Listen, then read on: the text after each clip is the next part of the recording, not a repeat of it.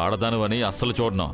అడ్డమైన వాళ్ళతో లేచిపోయి ఆస్తి కోసం సొంత అన్ననే చంపాలనుకున్నదాను కదా నువ్వు. నీకసలు ఏ అర్హత ఉందని చెప్పి పిండం పెడుతున్నావు? నిన్ను చూస్తుంటేనే నాకు రక్తమంతా మరిగిపోతుంది. నాన్నా కోపడకండి నాన్నా, కాస్త ఓపిగ్గా ఉండండి. ఎందుకు గొడవ? రేయ్ మెంటలోడా, నోరు మీరా. నీకసలు దీని గురించి ఏం తెలుసురా? మర్యాదగా నోరు మూసుకోలేకపోతే నా కొడుకని కూడా చూడను. నేను ఏ తప్పుడు ఉద్దేశంతోనూ ఇది చేయలేదు అత్తయ్య. నన్ను క్షమించండి అత్తయ్య. చెయ్యి వదులు. అత్తయ్య అంట అత్తయ్య. ఎప్పుడైతే నువ్వు ఆయనతో ఆవిడ్ని పక్కన నిలబెట్టావో అప్పుడే నువ్వు నాకు ద్రోహం చేసినట్టు. ఇక మీదట నీకు ఈ కుటుంబానికి ఏ సంబంధము లేదు. నువ్వింటికే రాకూడదు.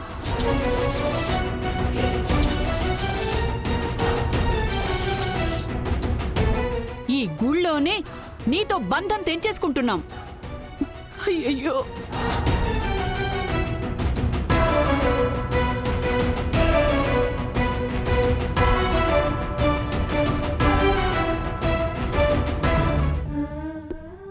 అమ్మా అత్తయ్య చూడండమ్మా, ఏదేదో చెప్తున్నారు. నేను కావాలని చేయలేదమ్మా.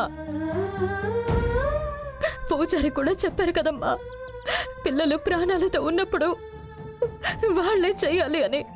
అందుకే అమ్మా నేను చేశాను. నువ్విలా ఏడ్చి నాటకం ఆడేస్తే నిన్ను క్షమించేస్తారా? నిన్ను ఎవరూ ఇక్కడ క్షమించరు. నీకు మాకు సంబంధం ఇవాళ్టితో ముగిసిపోయింది.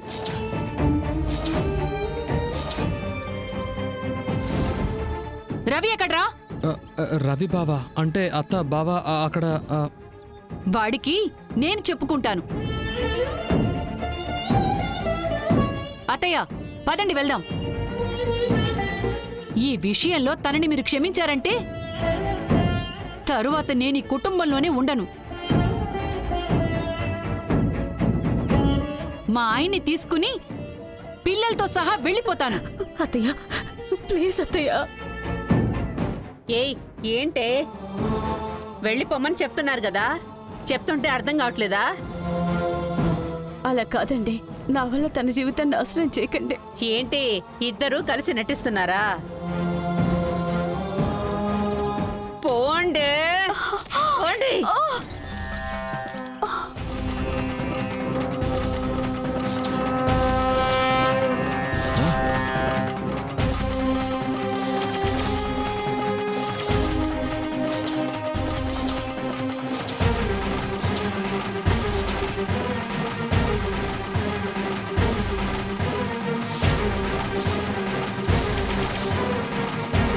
అయ్యయ్యో, వీడెలా లేచాడు?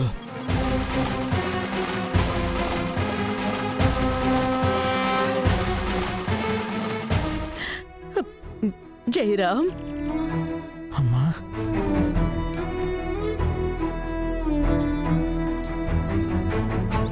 అమ్మా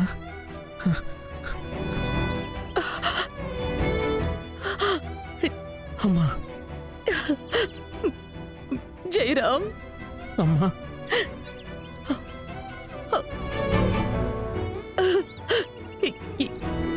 ఎన్నేళ్ళయింది జయరాం, నిన్ను ఇప్పటికీ మళ్ళీ చూస్తున్నాను. ఆ దేవుడు కరుణించాడు. అమ్మా నాకేం కాలేదమ్మా, నేను బానే ఉన్నానమ్మా. ఇదిగో చూడు, నేను బాగా మాట్లాడుతున్నాను. మీ అందరూ నేను బాగా చూడగలుగుతున్నానమ్మా. మీరు మాట్లాడేదంతా నాకు అర్థమవుతోందమ్మా.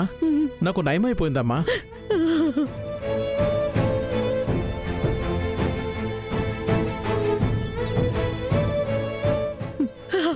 అవును, నీకు నయం అయిపోయింది. నాకిది చాలు, నాకిది చాలు నాన్న. నేను నేను ఇప్పటికిప్పుడు చనిపోయినా హాయిగా చనిపోతాను. ఏం మాట్లాడుతున్నావమ్మా? ఎందుకైనా నేను మళ్ళీ లేచి నీ ముందుకొచ్చింది. ఇదిగో చూడమ్మా, ఇంకా చాలా రోజులు నేను నీ పక్కనే ఉండాలమ్మా.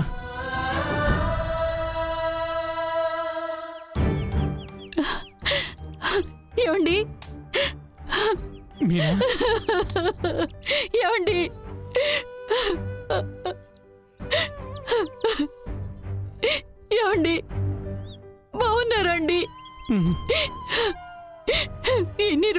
నరకం అనుభవించారండి. నా అదృష్టం కొద్దీ మీరు మళ్ళీ లేచారండి.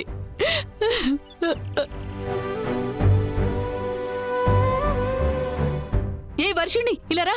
ఏమండి, ఇదిగో చూడండి మన అమ్మాయి అండి. ఎంత పెద్దదైపోయిందో చూడండి. వర్షిణి, నాన్న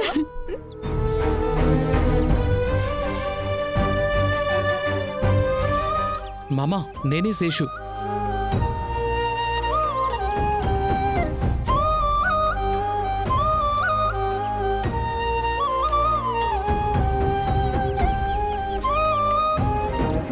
ఏమ్మా, నీకు ఎంత ధైర్యం ఉంటే నా కళ్ళ ముందే నా కోడల్ని పోని తోసేస్తావా?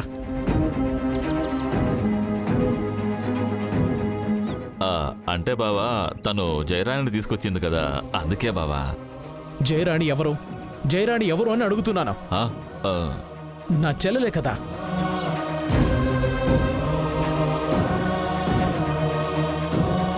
ఏమండి, అలా అనకండి.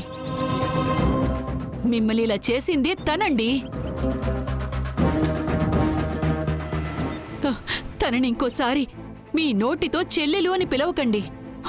హంతకురాలండి తను. ఇన్నేళ్లుగా ఈ కుటుంబానికి దూరంగా ఉంది. ఇప్పుడు సడన్ గా వచ్చి ప్రేమ ఒలకబోస్తోంది. మిమ్మల్ని ఆ పరిస్థితులు చూసి నాకు అత్తయ్యకి ఎంత బాధ ఉండేదో తెలుసా? మన కుటుంబాన్ని నాశనం చేసిన ద్రోహి అండి తను. మీనా, కాస్త ఓపిక పట్టు. తొందరపడి మాట జారకు. నేను ఉన్న ఆ పరిస్థితికి జయరాణి కారణం కాదు.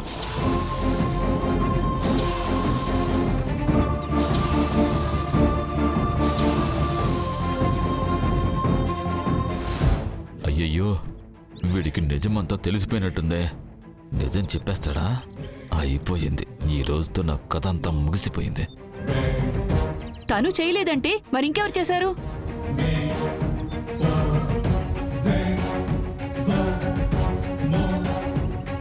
తెలీదు, నాకసలు ఏది గుర్తులేదు. అమ్మయ్యా, తప్పించుకున్నాను రా బాబు. కానీ నిజంగా చెప్తున్నాను, జయ కానీ రత్నం కానీ ఇది చేసే ఛాన్సే లేదు. జైరామ్, చాలు చాలు, ఆపు. నువ్వు ఇన్నేళ్ల తర్వాత తిరిగి రావటం అంటే నాకు ప్రాణం లేచొచ్చినట్టుంది నాన్న.